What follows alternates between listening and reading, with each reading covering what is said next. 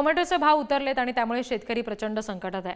Tomato पिकासाठी जो खर्च केलेला आहे तो सुद्धा निघत नाहीये आणि त्यामुळे शेतकरी सध्या प्रचंड अडचणीत आहे। टोमॅटोचे भाव घसरलेले आहेत, त्यामुळे सुद्धा शेतकऱ्यांवर आर्थिक संकट आलेलं आहे आणि त्यामुळेच हतबल झालेल्या शेतकऱ्यांना चक्क रस्त्यावर टोमॅटो फेकून दिलेत। बीडच्या माजलगावमधल्या शहाजहानपूरच्या गोरख डोईजड यांनी 2 एकरमध्ये टोमॅटोची लागवड केली, पण टोमॅटोला 5 रुपयांचा भाव मिळतोय आणि पिकासाठी केलेला खर्च निघत नाहीये। त्यामुळे संतापलेल्या शेतकऱ्यांना टोमॅटो रस्त्यावर फेकून दिले।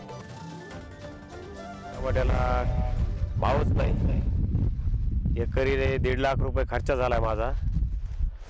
काय टोमॅटोला उठाव एक नाही बाजारामध्ये, 100 रुपये 50 रुपये कॅरेट प्रमाणे कॅरेट चाललंय।